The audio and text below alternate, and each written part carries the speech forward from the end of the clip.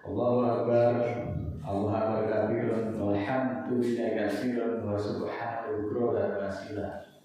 La ilaha illallah, Allahu Akbar, Allahu Akbar, wa lillahil hamd. Alhamdulillahilladzi anzala 'ala 'abdihi kitaba wa lam yaj'alhu iwaja. Asyhadu an la ilaha illallah wahdahu la syarika lah, innahu huwa ilahul wahid. Allahu la ilaha illa huwa rabbul arsyil azim. Allahu la ilaha illa huwal hayyul qayyum. Allahu la ilaha illa huwa arrahmanur rahim. Rabbis sholli wa yassir li amri wahlul 'uqdatam min lisani yafqahu qawli waj'alni waziran min amri. Jamaah Idul Fitri yang dimuliakan Allah, pada pagi yang fitri ini marilah kita tingkatkan ketakwaan kepada Allah dengan sebenar-benar takwa. Bersyukur atas nikmat iman dan Islam serta kesempatan merayakan pada hari kemenangan ini. Muslimin rahimahullah, setelah sebulan penuh kita menahan diri dari hawa nafsu di madrasah Ramadan tahun ini, maka kini pada kemenangan telah tiba. Hari ini kita telah hari kasih sayang Allah. Semoga kita kembali kepada fitrah yang suci. Jangan sampai semangat ibadah kita meredup setelah bulan suci ini berakhir. A'udzubillahi minasyaitonir rajim. Bismillahirrahmanirrahim. Ya ayyuhalladzina amanu kutiba 'alaikumus syiyam kama kutiba 'alal ladzina min qablikum la'allakum tattaqun.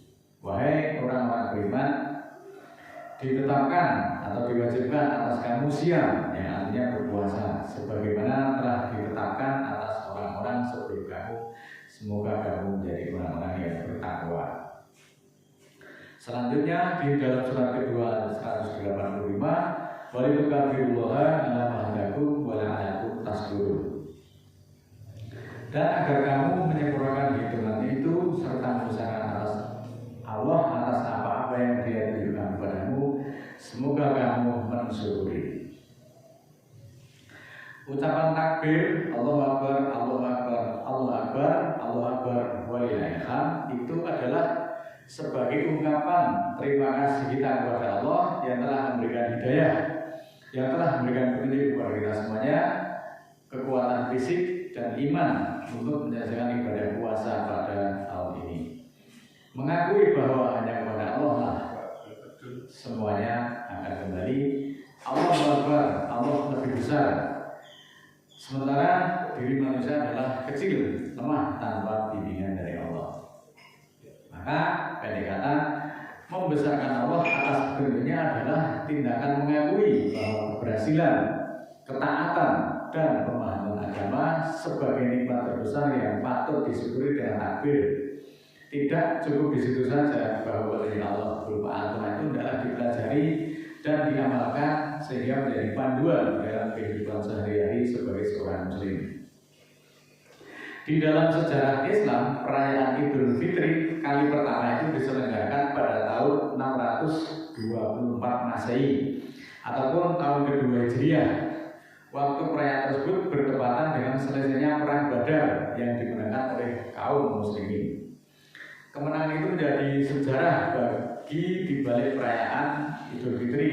Ada histeria dan perjuangan dari para sahabat untuk meraih kemenangan dan menjayakan Islam. Dirayakan pertama kali sholat dengan sholat Id, bahkan pada saat itu kondisi dari para sahabat itu masih banyak yang menanggung luka akibat dari perang Badar. Oleh karena itu, kemenangan yang diraih oleh para sahabat itu secara tidak langsung mereka merayakan dua kemenangan, yaitu kemenangan atas dirinya yang telah berhasil berpuasa selama 1 bulan dan kemenangan di dalam perang Badar. Nah, itulah hakikat kemenangan. Maka Nabi beserta pengikutnya dalam keadaan sukacita dalam merayakan kemenangan tersebut. Nah, kalau kita apanya yang menang, lalu menang kepada siapa? Kemenangan apa yang telah kita capai? Sedangkan puasa saja kemarin kita tidak melaksanakannya. Lalu kemudian kita mengklaim kita telah meraih kemenangan. Itu kemenangan apa dan kemenangan kepada siapa? Sedangkan kemenangan yang diraih Nabi itu dengan berdarah-darah, bahkan dengan nyawa. Tentu merayakannya juga tidak main-main. Sungguh-sungguh di dalam mengucapkan rasa syukur diwujudkan dalam perbuatan perbuatan dan peningkatan ketakwaan. Artinya syukur itu tidak ditunda-tunda. Berdasarkan surat ke-31 ayat 19, bersungguh-sungguhlah, bukan bermain-mainlah. Artinya apa? Karena kita sudah diberi kenikmatan, sudah bisa melaksanakan ibadah puasa dan kita sudah menyelesaikannya, maka adalah segera melaksanakan syukur, jangan ditunda-tunda. Itulah wujud syukur kita kepada Allah. Nah, kita ini kan hanya sekedar main-main saja kelihatannya. Kayaknya mestinya kan kita merayakan sholat itu kemarin, tapi kita menundanya dengan berbagai alasan dan kita bisa melaksanakan pada pagi ini. Bahkan ada yang melaksanakan itu masih besok lagi. Maka karena Allah telah memberi kepada kita semuanya petunjuk, maka besarkanlah petunjuk Allah tersebut. Tentu membesarkannya bukan dengan main-main, artinya disegerakan. Maka pada hakikatnya juga tidak boleh bersyukur kepada Allah itu juga main-main. Ibaratnya seperti orang mantu. Kalau orang mantu itu misalnya ijab kabul itu sekarang, maka syukurannya itu boleh dilaksanakan 2 atau 3 tahun atau 3 bulan ke depan. Ini kan kita tidak seperti itu. Maka adalah kita mensegerakan bersyukur kepada Allah itu atas petunjuk yang diberikan kepada kita. Itu hakikatnya, bersungguh-sungguhlah dan jangan bermain-main. Semoga kita diampuni Allah. Berdasarkan surat ketiga ayat 134, A'udzubillahi minasyaitonir rajim. Bismillahirrahmanirrahim. Alladzina yunfiquna fis-sarra'i wad-dharra'i wal kadhimina al-ghaidha wal 'afina 'anil nas wallahu yuhibbul muhsinin. Orang-orang yang berinfak dalam keadaan bahagia dan bahaya dan menahan rasa jengkel serta memaafkan manusia, dan Allah menyukai orang-orang yang berbuat kebaikan. Surat ketiga ayat 134 ini menjelaskan 3 dari ciri utama orang-orang yang bertakwa yang dicintai oleh Allah. Yang pertama adalah orang itu gemar berinfak, baik dalam lafaz maupun dalam keadaan sempit.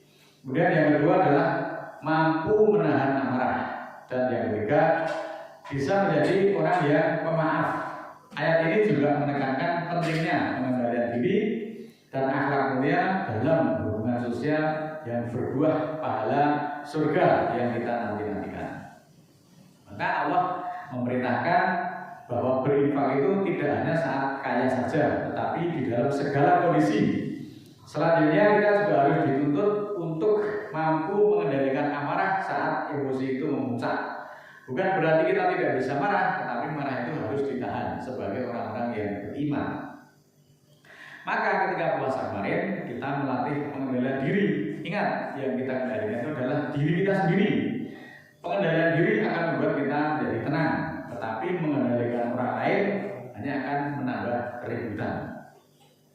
Kemudian memberi maaf kepada orang-orang yang berbuat salah itu tidak harus pada satu sama lain, setiap saat. Bahkan kalau kita mampu harus membalas kejahatan itu dengan kebaikan. Terutama memaafkan orang lain adalah mengurangi dari risiko stres, menurunkan tekanan darah, memperbaiki kualitas hidup dan menjaga kesehatan jantung.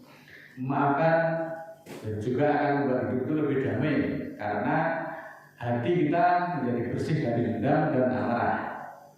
Maka jangan sampai kita menyimpan marah itu sampai disimpan di dalam alam bawah sadar kita. Saudaraku, secara manusiawi saya itu juga pernah dibuat marah ataupun kecewa kepada kedua orang tua saya. Tetapi tidak sampai saya simpan di alam bawah sadar saya. Betapapun saya marahnya, betapapun saya kecewa kepada kedua orang tua saya menyadari bahwa saya berada pada kondisi saat ini itu lantaran dari bapak dan ibu saya. Makanya saya sangat menghormati beliau, saya sangat menghargai dan sangat menghormati kepada kedua orang tua saya tersebut. Karena saya menyadari ayat Allah berdasarkan surat ke-46 ayat 15 memerintahkan kita sebagai berikut. A'udzubillahi minasyaitonir rajim. Bismillahirrahmanirrahim. Bahwasainal insana biwalidayhi ihsanan hamalathu ummuhu kurhan wa wada'athu kurhan wa hamluhu wa fisluhu salasuna sahron hatta idza balagha sudahu balagho arba'ina sanatan. Qala rabbi auzi'ni an azkura ni'matalati an'amta alayya wa 'ala walidayya wa anna ma'as solihati tardahu waslih li fi dunyati ini tubtu ilaika wa ini minal muslimin. Dan kami wasiati kepada manusia agar berbuat baik kepada ibu bapaknya. Ibunya menghamilkan dalam keadaan terpaksa dan melahirkan dalam keadaan terpaksa. Mengambilkannya dan cukup masa menyusui selama 30 bulan, sehingga ketika dia sampai pada kedewasaannya dan sampai pada umur 40 tahun, dia berkata, Tuhanku, bawalah aku untuk mensyukuri nikmat-Mu yang Engkau nikmatkan atas ibu bapakku, dan untuk beramal soleh yang Engkau ridhoi. Jadikanlah aku berbuat soleh pada keturunanku. Aku bertobat kepadamu dan aku termasuk muslimin. Allahu Akbar, Allahu Akbar, Allahu Akbar, Allahu Akbar, walillahil hamd. Usia 40 tahun itu dianggap sebagai puncak kesempurnaan akal, puncak kekuatan dan kedewasaan secara spiritual. Hal ini menjadi momen untuk evaluasi diri dan meningkatkan kualitas hubungan dengan Allah. Itulah sebabnya Muhammad itu diangkat oleh Allah menjadi Nabi dan Rasul pada usia ini. Ayat ini juga menegaskan bahwa kesolehan seorang anak tidak hanya untuk dirinya sendiri, tetapi juga berdampak kepada keluarganya, dan menekankan bahwa sebagai seorang anak itu harus berbakti kepada kedua orang tua. Hal ini adalah bentuk rasa syukur tertinggi atas nikmatnya kehidupan yang Allah curahkan kepada kita semuanya. Maka hakikat puasa yang benar adalah menghasilkan perubahan karakter menjadi pribadi yang lebih baik, lebih taat dan bertakwa setelah Ramadan itu usai. Puasa juga melatih kerendahan hati. Ketika seseorang itu berfokus memperbaiki diri dan meningkatkan ketaatan, ia tidak akan merasa dirinya itu lebih suci dari orang lain dan merasa lebih benar daripada orang lain, sehingga tidak merasa berhak menghakimi, mengisi rapor orang lain. Puasa itu hakikatnya pengendalian diri. Ingat, pengendalian diri. Dengan pengendalian diri itu maka akan memperoleh ketenangan. Tetapi ketika kita tuh mengendalikan orang lain, maka yang akan diperoleh hanyalah keributan yang terus-menerus. Maka marilah kita berusaha mengendalikan diri. Pengendalian diri itu menjadi lebih penting, bukan untuk mengendalikan orang lain. Karena ketakwaan sejati yang diperoleh dari puasa itu yaitu mencapai tatma'innul qulub berdasarkan surat ke-23 ayat 28. Alladzina amanu wa tatma'innul qulubuhum bidzikrillah. Ala bidzikrillahi tatma'innul qulub. Orang-orang yang beriman dan qalbu mereka tentram dengan berzikir kepada Allah. Ketahuilah bahwa dengan berzikir kepada Allah, qalbu akan menjadi tentram. Suma atimu siapa ila lain wala tubasiruhuna wa antum naqifuna fil masajid tilka hududullahi fala taqrabuha kadzalika yubayyinullaha ayatihi linasi la'allahum yattaqun. Surat kedua ayat 187 di penghujungnya sebagai berikut. Dan minumlah hingga terang bagimu benang putih dari benang hitam waktu fajar. Kemudian sempurnalah puasa sampai malam. Puasa itu sampai malam, bukan hanya sampai Dan jangan gembirakan mereka sedangkan kamu beriktikaf di masjid-masjid. Itulah batas-batas hukum Allah. Maka janganlah mendekatinya. Seperti itulah Allah menerangkan ayat-ayatnya bagi manusia. Semoga mereka menginsafi. Allahu Akbar, Allahu Akbar, Allahu Akbar, Allahu Akbar, Allahu Akbar, Allahu Akbar, walillahil hamd. Ramadan itu bukan hanya ritual, melainkan transformasi diri untuk menuju insan yang lebih baik. Menyempurnakan puasa dengan iktikaf ibarat madrasah rohani yang efektif untuk membentuk kepribadian muslim yang bertakwa melalui pensucian jiwa dan penguatan disiplin dan pengendalian hawa nafsu kita masing-masing. Marilah kita menjadikan Ramadan ini sebagai momen recharging keimanan dan pengendalian diri dengan tujuan utama adalah menjadi pribadi yang lebih baik, konsisten di dalam beribadah dan takut kepada Allah yang berdampak pada perilaku setelah Ramadan itu selesai. Muhammadur Rasulullah waladina ma'ahu asidau alal kufari ruhamahu bainahum tarahum rukaan sujadan yabtahuna fadlan minallahi waridwan simahum fi wujuhihim min asari sujud.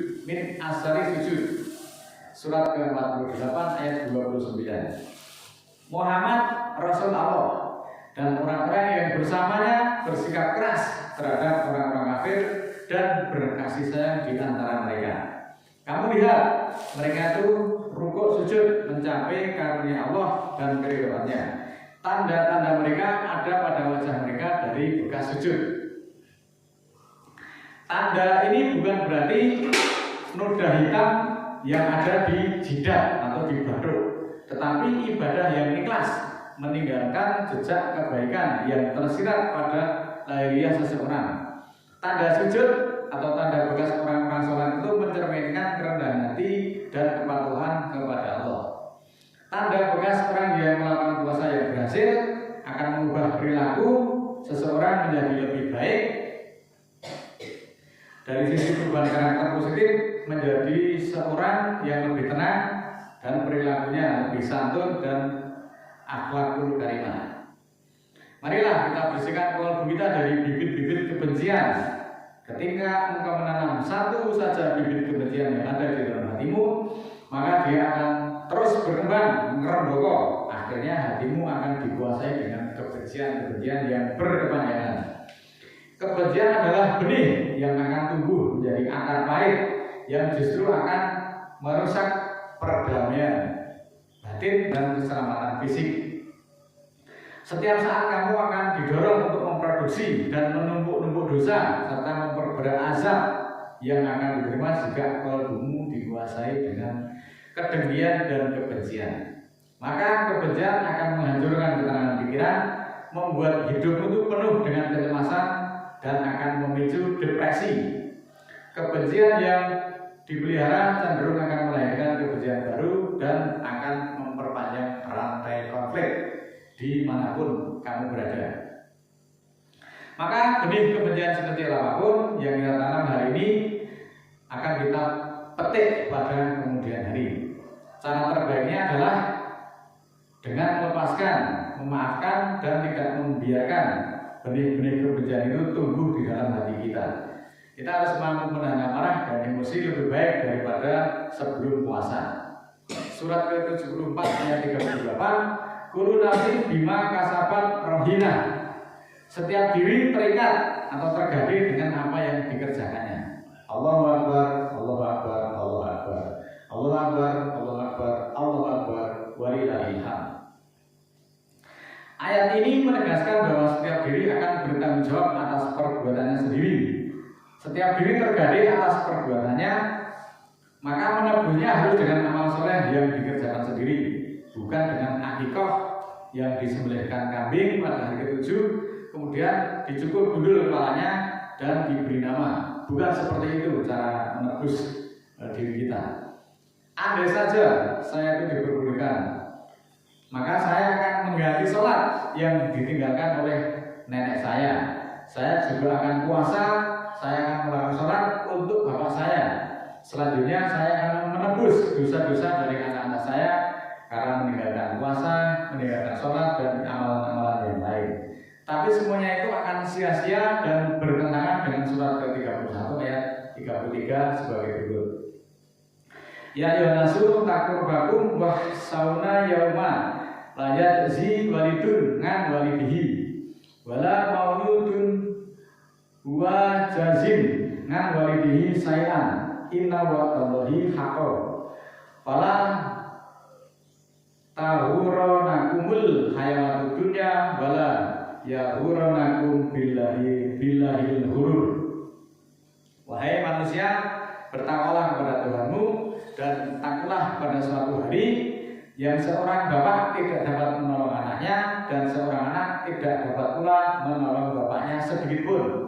Sesungguhnya janji Allah adalah benar, maka janganlah sekali-kali kehidupan dunia dan jangan pula fata morgana memperdaya kamu kepada Allah. Surat keempat ayat 149, in tubdu khairan au tukhfuhu au ta'fu an su'i fa innallaha kana ghafurur qadir. Jika kamu menyatakan kebaikan atau menyembunyikannya atau memaafkan sesuai dengan kejahatan, maka sesungguhnya Allah Maha Maaf lagi menentukan. Allah di dalam hal ini mencontohkan sifat-sifatnya yang Maha Pemaaf lagi Maha Kuasa. Hal ini mendorong manusia untuk meniru sifat-sifat tersebut. Inilah ayat tentang etika sosial dan keutamaan sifat pemaaf. Ini menunjukkan bahwa memberi maaf adalah tanda kekuatan jiwa, bukan merupakan kelemahan. Kebencian yang kamu pelihara terus-menerus akan memutarbalikkan mental, akan mengubah pola pikir menjadi negatif, akan menciptakan ketakutan, kecemasan, dan hilangnya ketenangan dalam kehidupan. Daripada fokus pada kebencian, marilah kita fokus untuk perbaikan diri sendiri, dan strategi hidup yang lebih baik akan membawa hasil yang lebih positif. Singkat kata, kalbu yang dikuasai kebencian akan mengakibatkan hidupmu penuh kegelapan, akan membutakan mata rohani, memicu pertengkaran dan menghilangkan kebahagiaan. Dampaknya juga menyangkut kehancuran psikologis, kepahitan, kejahatan, dan ketidakmampuan untuk bertindak bijak secara spiritual. Ini akan membutuhkan jalan hidupmu dan merusak hubungan dengan sesama, apalagi kepada Sang Pencipta. Demikianlah saudaraku sekilas info yang berkaitan dengan evaluasi Ramadan. Meskipun terkesan kesana kemari kalau itu, tapi hakikatnya puasa nanti harus merubah karakter kita sehari-hari. Semoga kita menjadi lebih baik sebagai seorang anak-anak. Marilah kita lebih berbakti lagi kepada orang tua. Hormatilah, hargailah orang tuamu karena kamu ada dan pada posisi saat itu berkat jerih payah dari kedua orang tuamu. Maka berbaktilah selagi kamu masih bisa berbakti kepada orang tua. Nanti kamu akan menyesal ketika kepada orang tua kita tidak menghormati dan kita tidak menghargai. Semoga kita diberikan umur untuk bisa ketemu dengan Ramadan tahun-tahun depan, dan seandainya pun kita harus pulang kepada Allah, semoga kita pulang dalam kondisi husnul khotimah. Mudah-mudahan Allah ridha. Marilah kita mohon ampunan kepada Allah. A'udzubillahi minasyaitonirrajim. Bismillahirrahmanirrahim. Ya Allah, ya Rahman, ya Rahim. Kami panjatkan rasa syukur atas segala kenikmatan dan keberkahan yang telah dilimpahkan kepada kami sampai saat ini. Hari ini kami telah melakukan sholat berjamaah untuk memuliakan Engkau. Karena itu limpahkanlah keberkahan-Mu dan keridhaan-Mu atas segala yang kami lakukan.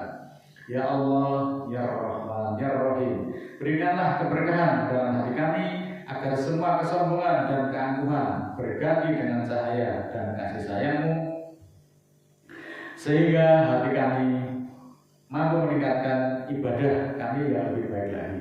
Ya Allah, ya Rahman, ya Rahim. Berikanlah keberkahan dalam hati kami agar semua perasaan dengki, perasaan iri berganti dengan cahaya dan kasih sayang-Mu, sehingga hati kami menjadi lebih jernih, lebih peka dalam dan mudah memahami atas segala petunjuk-petunjuk-Mu.